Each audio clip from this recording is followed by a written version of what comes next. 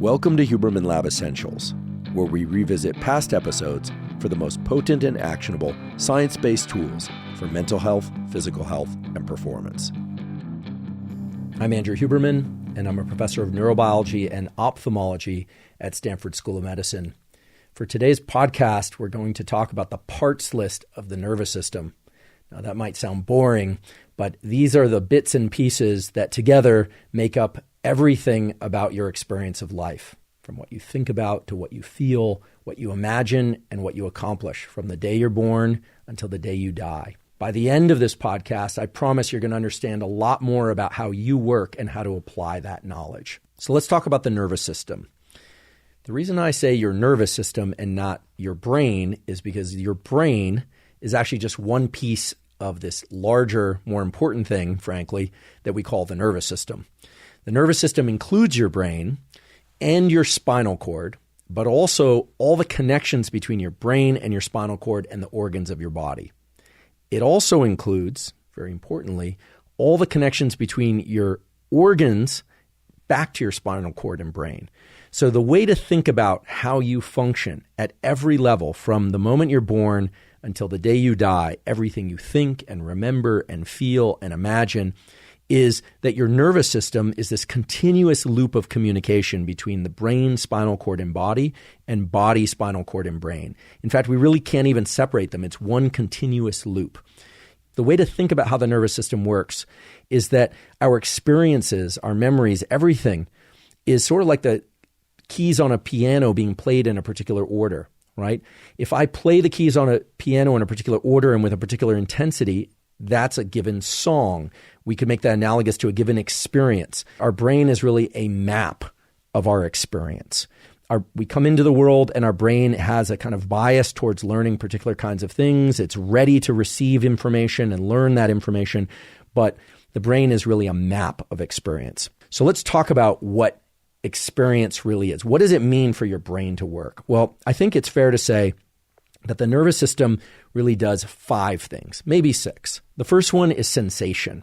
Sensation is a non-negotiable element of your nervous system. You have neurons in your eye that perceive certain colors of light and certain directions of movement. You have neurons in your skin that perceive particular kinds of touch, like light touch or firm touch or painful touch. You have neurons in your ears that perceive certain sounds. Your entire experience of life is sort of filtered by these, what we call sensory receptors, if you want to know what the name is. Perception is our ability to take what we're sensing and focus on it and make sense of it, to explore it, to remember it. So really, perceptions are just whichever sensations we happen to be paying attention to at any moment. Perception is under the control of your attention. And the way to think about attention is it's like a spotlight, except it's not one spotlight. You actually have 2 attentional spotlights. Anyone that tells you you can't multitask, tell them they're wrong. And if they disagree with you, tell them to contact me. Because in old world primates, of which humans are, we are able to do what's called covert attention. We can place a spotlight of attention on something, for instance, something we're reading or looking at, or someone that we're listening to. And we can place a second spotlight of attention on something we're eating and how it tastes, or our child running around in the room, or my dog. You can split your attention into 2 locations, but of course you can also bring your attention, that is your perception, to one particular location. You can dilate your attention, kind of like making a spotlight more diffuse, or you can make it more concentrated. This is very important to understand if you're going to think about tools to improve your nervous system. Attention is something that is absolutely under your control.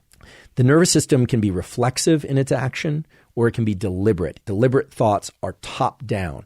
They require some effort and some focus, but that's the point. You can decide to focus your behavior in any way you want, but it will always feel like it requires some effort and some strain, whereas when you're in reflexive mode, just walking and talking and eating and doing your thing, it's going to feel very easy. And that's because your nervous system basically wired up to be able to do most things easily without much metabolic demand, without consuming much energy. But the moment you try and do something very specific, you're going to feel a sort of mental friction. It's going to be challenging. So we've got sensations, perceptions, And then we've got things that we call feelings/emotions. And these get a little complicated because almost all of us, I would hope all of us, are familiar with things like happiness and sadness or boredom or frustration. Certainly, emotions and feelings are the product of the nervous system. They involve the activity of neurons. But as I mentioned earlier, neurons are electrically active, but they also release chemicals. And there's a certain category of chemicals that has a very profound influence on our emotional states. They're called neuromodulators. And those neuromodulators have names that probably you've heard of before, things like dopamine and serotonin and acetylcholine, epinephrine. Neuromodulators are really interesting because they bias which neurons are likely to be active and which ones are likely to be inactive. A simple way to think about neuromodulators is they are sort of like playlists that you would have on any kind of device where you're going to play particular categories of music. So for instance, dopamine, which is often discussed as the molecule of reward or joy, is involved in reward, and it does tend to create a sort of upbeat mood when released in appropriate amounts in the brain. But the reason it does that is because it makes certain neurons and neural circuits, as we call them, more active and others less active. Okay, so serotonin, for instance, is a molecule that when released tends to make us feel really good with what we have, our sort of internal landscape and the resources that we have, whereas dopamine, more than being a molecule of reward, is really more a molecule of motivation toward things that are outside us and that we want to pursue. And we can look at healthy conditions or situations like being in pursuit of a goal where every time we accomplish something en route to that goal, a little bit of dopamine is released and we feel more motivation. That happens. We can also look at the extreme example of something like mania, where somebody is so, relentlessly in pursuit of external things like money and relationships that they're sort of in this delusional state of thinking that they have the resources that they need in order to pursue all these things when in fact they don't. I want to emphasize also that emotions are something that we generally feel are not under our control. We feel like they kind of geyser up within us and they just kind of happen to us. And that's because they are somewhat reflexive. We don't really set out with a deliberate thought to be happy or deliberate thought to be sad. We tend to experience them in kind of a passive, reflexive way. And that brings us to the next thing, which are thoughts. Thoughts are really interesting because in many ways they're like perceptions, except that they draw on not just what's happening in the present, but also things we remember from the past and things that we anticipate about the future. The other thing about thoughts that's really interesting is that thoughts can be both reflexive, they can just be occurring all the time, sort of like pop-up windows on a poorly filtered web browser, or they can be deliberate. We can decide to have a thought. And a lot of people don't understand or at least appreciate that the thought patterns and the neural circuits that underlie thoughts can actually be controlled in this deliberate way. And then finally, there are actions. Actions or behaviors are perhaps the most important aspect to our nervous system because, first of all, our behaviors are actually the only thing that are going to create any fossil record of our existence. After we die, the nervous system deteriorates, our skeleton will remain, but it's, in the moment of experiencing something very joyful or something very sad, it can feel so all-encompassing that we actually think that it has some meaning beyond that moment. But actually, for humans, and I think for all species, the sensations, the perceptions, and the thoughts and the feelings that we have in our lifespan, none of that is actually carried forward except the ones that we take and we convert into actions such as writing, actions such as words, actions such as engineering new things. And so the fossil record of our species and of each one of us is really through action. And that in part is why so much of our nervous system is devoted to converting sensation, perceptions, feelings, and thoughts into actions. The other way to think about it is that one of the reasons that our central nervous system, our brain and spinal cord, include this stuff in our skull, but also connect so heavily to the body is because most everything that we experience, including our thoughts and feelings, was really designed to either impact our behavior or not. And the fact that thoughts allow us to reach into the past and anticipate the future and not just experience what's happening in the moment gave rise to an incredible capacity for us to engage in behaviors that are not just for the moment. They're based on things that we know from the past and that we would like to see in the future. And this aspect to our nervous system of creating movement occurs through some very simple pathways. The reflexive pathway basically includes areas of the brainstem we call central pattern generators. When you walk, provided you already know how to walk, you are basically walking because you have these central pattern generators, groups of neurons that generate right foot, left foot kind of movement. However, when you decide to move in a particular deliberate way that requires a little more attention, you start to engage areas of your brain for top-down processing, where your forebrain works from the top down to control those central pattern generators, so that maybe it's right foot, left foot, right foot, left foot, if maybe you're hiking along some rocks or something and you have to engage in that kind of movement. So movement is just like thoughts, can be either reflexive or deliberate. And when we talk about deliberate, I want to be very specific about how your brain works in the deliberate way, because it gives rise to a very important feature of the nervous system that we're going to talk about next, which is your ability to change your nervous system. And what I'd like to center on for a second is this notion of what does it mean for the nervous system to do something deliberately? Well, when you do something deliberately, you pay attention, you are bringing your perception to an analysis of three things: duration, how long something is going to take or should be done; path, what you should be doing; and outcome. If you do something for a given length of time, what's going to happen? Now, when you're walking down the street or you're eating or you're just talking reflexively, you're not doing this, what I call DPO, duration, path, outcome, type of deliberate function in your brain and nervous system. Let's give an example where perhaps somebody says something that's triggering to you. You don't like it, and you know you shouldn't respond. You feel like, I shouldn't respond. You're actively suppressing your behavior through top-down processing. Your forebrain is actually preventing you from saying the thing that you know you shouldn't say, or that maybe you should wait to say or say in a different form. This feels like agitation and stress because you're actually suppressing a circuit. We actually can see examples of what happens when you're not doing this well.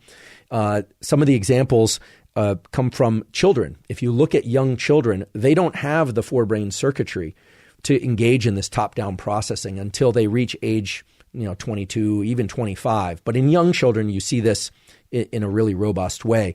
A kid sees a piece of candy that it wants and will just reach out and grab it, whereas an adult probably would ask if they could have a piece or wait until they were offered a piece in most cases.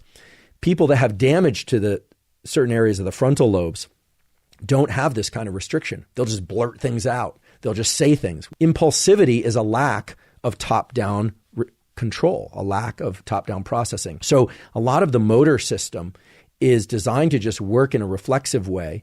And then when we decide we want to learn something or do something or not do something, we have to engage in this top-down restriction. And it feels like agitation because it's accompanied by the release of a neuromodulator called norepinephrine, which in the body we call adrenaline, and it actually makes us feel agitated. So for those of you that are trying to learn something new or to learn to suppress your responses or be more deliberate and careful in your responses, that is going to feel challenging for a particular reason. It's going to feel challenging because the chemicals in your body that are released in association with that effort are designed to make you feel kind of agitated. And so this is really important to understand, because if you want to understand neuroplasticity, you want to understand how to shape your behavior, how to shape your thinking, how to change how you're able to perform in any context. The most important thing to understand is that it requires top-down processing. It requires this feeling of agitation. In fact, I would say that agitation and strain is the entry point to neuroplasticity. So let's take a look at what neuroplasticity is. Neuroplasticity is the ability for these connections in the brain and body to change in response to experience. And what's so incredible about the human nervous system in particular is that we can direct our own neural changes. We can decide that we want to change our brain. In other words, our brain can change itself and our nervous system can change itself. For a long time, it was thought that neuroplasticity was the unique gift of young animals and humans, that it could only occur when we're young. And in fact, the young brain is incredibly plastic. Children can learn 3 languages without an accent reflexively, whereas adults, it's very challenging. It takes a lot more effort and strain, a lot more of that duration path outcome kind of thinking in order to achieve those plastic changes. We now know, however, that the adult brain can change in response to experience.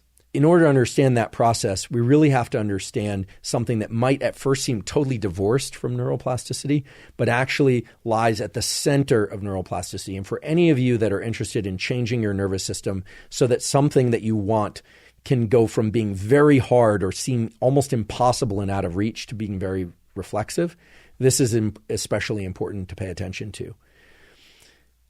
Plasticity in the adult human nervous system is gated, meaning it is controlled by neuromodulators.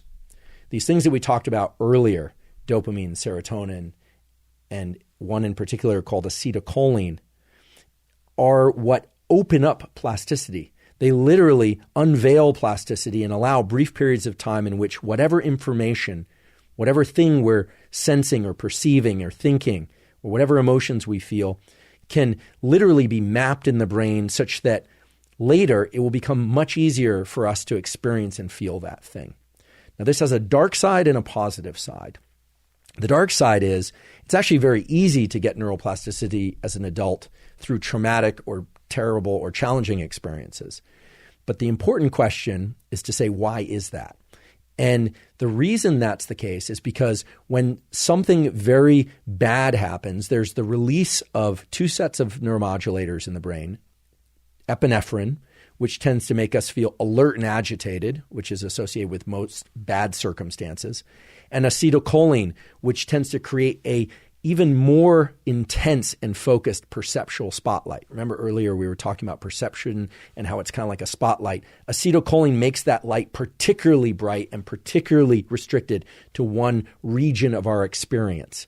And it does that by making certain neurons in our brain and body active much more than all the rest.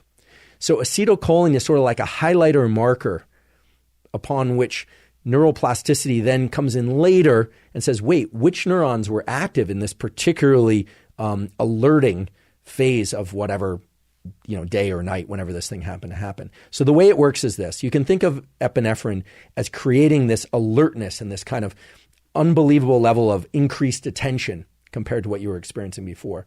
And you can think of acetylcholine as being the molecule that highlights whatever it happens during that period of heightened alertness. So just to be clear, it's epinephrine creates the alertness. That's coming from a subset of neurons in the brainstem, if you're interested. And acetylcholine, coming from an area of the forebrain, is tagging or marking the neurons that are particularly active during this heightened level of alertness. Now that marks the cells, the neurons, and the synapses for strengthening, for becoming more likely to be active in the future, even without us thinking about it, okay? So in bad circumstances, this all happens without us having to do much.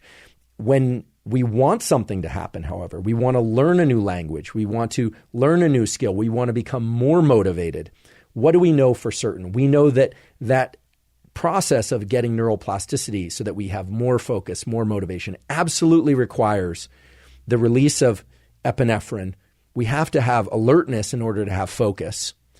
And we have to have focus in order to direct those plastic changes to particular parts of our nervous system. Now, this has immense implications in thinking about the various tools, whether or not those are chemical tools or machine tools or just self-induced regimens of how long or how intensely you're going to focus in order to get neuroplasticity. But there's another side to it. The dirty secret of neuroplasticity is that no neuroplasticity occurs during the thing you're trying to learn, during the terrible event, during the great event, during the thing that you're really trying to shape and learn. Nothing is actually changing between the neurons that is going to last. All the neuroplasticity, the strengthening of the synapses, the addition in some cases of new nerve cells, or at least connections between nerve cells.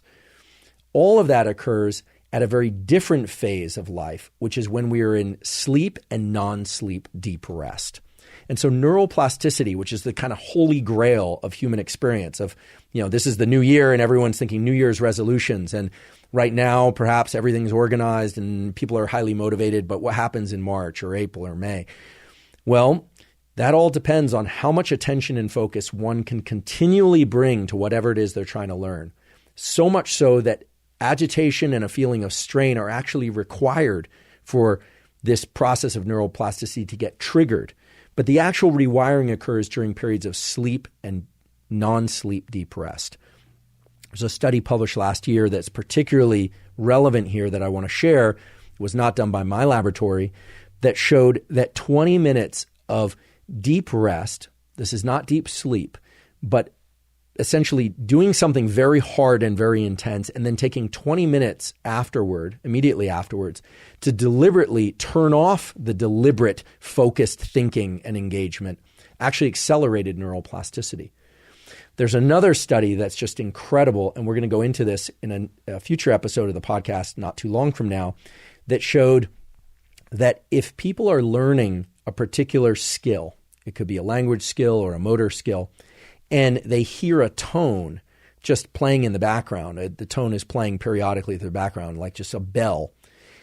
In deep sleep, if that bell is played, learning is much faster for the thing that they were learning while they were awake. It somehow cues the nervous system in sleep. It doesn't even have to be in dreaming, that something that happened in the waking phase was especially important, so much so that that bell is sort of a Pavlovian cue. It's sort of a reminder to the sleeping brain, oh, you need to remember what it is that you were learning at that particular time of day. And the learning rates and the rates of retention, meaning how much people can remember from the thing they learned, are significantly higher under those conditions.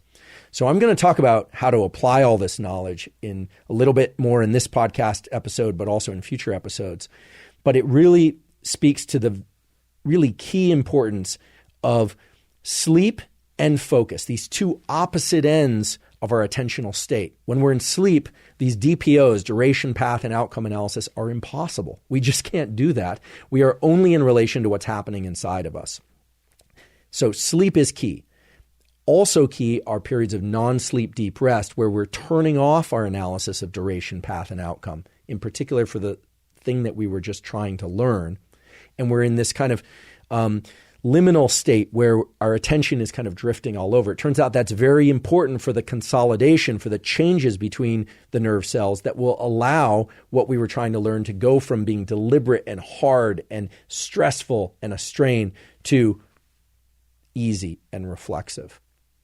This also points to how different people, including many modern clinicians, are thinking about how to prevent bad circumstances, traumas, from routing their way into our nervous system permanently. It says that you might want to interfere with certain aspects of brain states that are away from the bad thing that happened, the brain states that happen the next day or the next month or the next year. And also I want to be aware, I want to make sure that I pay attention to the fact that for many of you, you're thinking about neuroplasticity not just in changing your nervous system to add something new, but to also get rid of things that you don't like, right? That you want to forget bad experiences, or at least remove the emotional contingency of a bad relationship, or a bad relationship to something or some person or some event. Learning to fear certain things less, to eliminate a phobia, to erase a trauma. The memories themselves don't get erased. I'm sorry to say that the memories don't themselves get erased, but the emotional load of memories can be reduced. And there are a number of different ways that that can happen, but they all require this thing that we're calling neuroplasticity. We're going to have a large number of discussions about neuroplasticity in depth, but the most important thing to understand is that it is indeed a two-phase process. What governs the transition between alert and focused and these deep rest and deep sleep states is a system in our brain and body, a certain aspect of the nervous system called the autonomic nervous system. And it is immensely important to understand how this autonomic nervous system works. it has names like the sympathetic nervous system and parasympathetic nervous system, which frankly are complicated names because they're a little bit misleading. Sympathetic is the one that's associated with more alertness. Parasympathetic is the one that's associated with more calmness. And it gets really misleading because the sympathetic nervous system sounds like sympathy, and then people think it's related to calm. I'm going to call it the alertness system and the calmness system, because even though sympathetic and parasympathetic are sometimes used, people really get confused. So the way to think about the autonomic nervous system, and the reason it's important for every aspect of your life, but in particular for neuroplasticity and engaging in these focused states and then these defocused states, is that it works sort of like a seesaw. Every 24 hours, we're all familiar with the fact that when we wake up in the morning, we might be a little bit groggy, but then generally we're more alert. And then as evening comes around, we tend to become a little more relaxed and sleepy. And eventually, at some point at night, we go to sleep. So we go from alert to deeply calm. And as we do that, we go from an ability to engage in these very focused duration, path, outcome types of analyses to states in sleep that are completely divorced from duration, path, and outcome, in which everything is completely random and untethered in terms of our sensations, perceptions, and feelings, and so forth. So every 24 hours, we have a phase of our day that is optimal for thinking and focusing and learning and neuroplasticity and doing all sorts of things. We have energy as well. And at another phase of our day, we're tired and we have no ability to focus. We have no ability to engage in duration, path, outcome types of analyses. And it's interesting that both phases are important for shaping our nervous system in the ways that we want. So if we want to engage neuroplasticity and we want to get the most out of our nervous system, we each have to master both the transition between wakefulness and sleep and the transition between sleep and wakefulness. Now, so much has been made of the importance of sleep, and it is critically important for wound healing, for learning, as I just mentioned, for consolidating learning, for all aspects of our immune system. It is the one period of time in which we're not doing these duration, path, and outcomes types of analyses, and it is critically important to all aspects of our health, including our longevity. Much less has been made, however, of how to get better at sleeping, how to get better at the process that involves falling asleep, staying asleep, and accessing these states of mind and body that involve total paralysis. Most people don't know this, but you're actually paralyzed during much of your sleep so that you can't act out your dreams, presumably. But also where your brain is in a total idle state where it's not controlling anything. It's just left to kind of free run. And there are certain things that we can all do in order to master that transition, in order to get better at sleeping. And it involves much more than just how much we sleep. We're all being told, of course, that we need to sleep more, but there's also the issue of sleep quality, accessing those deep states of non-DPO thinking, accessing the right timing of sleep. Not a lot has been discussed publicly, as far as I'm aware, of when to time your sleep. I think we all can appreciate that sleeping for half an hour throughout the day so that you get a total of 8 hours of sleep every 24-hour cycle is probably very different and not optimal compared to a solid block of 8 hours of sleep. Although there are people that have tried this. I think it's been written about in various books. Not many people can stick to that schedule. Incidentally, I think it's called the Huberman schedule, not to be confused with the Huberman schedule, because first of all, my schedule doesn't look anything like that. And second of all, I would never attempt such a sleeping regime. The other thing that is really important to understand is that we have not explored as a culture the rhythms that occur in our waking states. So much has been focused on the value of sleep and the importance of sleep, which is great. But I don't think that most people are paying attention to what's happening in their waking states and when their brain is optimized for focus, when their brain is optimized for these DPOs, these duration path outcome types of engagements for learning and for changing, and when their brain is probably better suited for more reflexive thinking and behaviors. And it turns out that there's a vast amount of scientific data which points to the existence of what are called ultradian rhythms. You may have heard of circadian rhythms. Circadian means circa, about a day. So it's 24-hour rhythms because the Earth spins once every 24 hours. Ultradian rhythms occur throughout the day and they require less time. They're shorter. The most important ultradian rhythm, for sake of this discussion, is the 90-minute rhythm that we're going through all the time in our ability to attend and focus. And in sleep, our sleep is broken up into 90-minute segments. Early in the night, we have more phase 1 and phase 2 lighter sleep, and then we go into our deeper phase 3 and phase 4 sleep, and then we return to phase 1, 2, 3, 4. So all night you're going through these ultradian rhythms of stage 1, 2, 3, 4, 1, 2, 3, 4. It's repeating. Most people perhaps know that, maybe they don't, but when you wake up in the morning, these ultradian rhythms continue. And it turns out that we are optimized for focus and attention within these 90-minute cycles, so that at the beginning of one of these 90-minute cycles, maybe you sit down to learn something new or to engage in some new challenging behavior.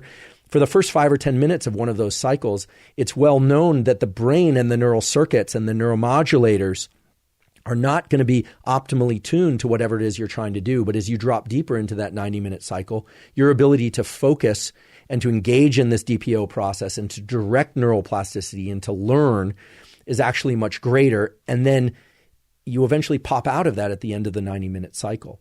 So these cycles are occurring in sleep and these cycles are occurring in wakefulness. And all of those are governed by this seesaw of alertness to calmness that we call the autonomic nervous system.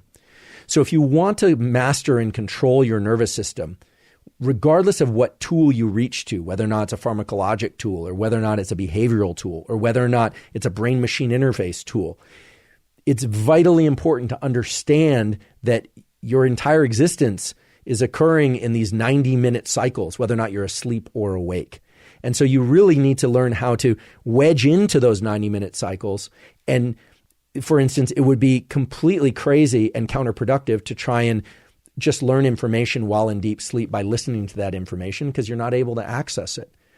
It would be perfectly good, however, to engage in a focused bout of learning each day. And now we know how long that focused bout of learning should be. It should be at least one 90-minute cycle. And the expectation should be that the early phase of that cycle is going to be challenging. It's going to hurt. It's not going to feel natural. It's not going to feel like flow. But that you can learn, and the circuits of your brain that are involved in focus and motivation can learn to drop into a mode of more focus, get more neuroplasticity, in other words, by engaging these ultradian cycles at the appropriate times of day. For instance, some people are very good learners early in the day and not so good in the afternoon. So you can start to explore this process even without any information about the underlying neurochemicals by simply paying attention, not just to when you go to sleep and when you wake up each morning, how deep or how shallow your sleep felt to you subjectively, but also throughout the day when your brain tends to be most anxious, because it turns out that has a correlate related to perception that we will talk about. You can ask yourself, when are you most focused? When are you least anxious? When do you feel most motivated? When do you feel most least motivated? By understanding how the different aspects of your perception, sensation, feeling, thought, and actions tend to want to be engaged or not want to be engaged, you develop a very good window into what's going to be required to shift your ability to focus or shift your ability to engage in creative type thinking at different times of day, should you choose. And so that's where we're heading going forward. It all starts with mastering this seesaw that is the autonomic nervous system, that at a coarse level is a transition between wakefulness and sleep. But at a finer level, and just as important, are the various cycles, these ultradian 90-minute cycles that govern our life all the time, 24 hours a day, every day of our life. And so we're going to talk about how you can take control of the autonomic nervous system so that you can better access neuroplasticity, better access sleep, even take advantage of the phase that is the transition between sleep and waking to access things like creativity and so forth. All based on studies that have been published over the last 100 years, mainly within the last 10 years, and some that are very, very new, and that point to the use of specific tools that will allow you to get the most out of your nervous system. So today we covered a lot of information. It was sort of a whirlwind tour of everything from neurons and synapses to neuroplasticity in the autonomic nervous system.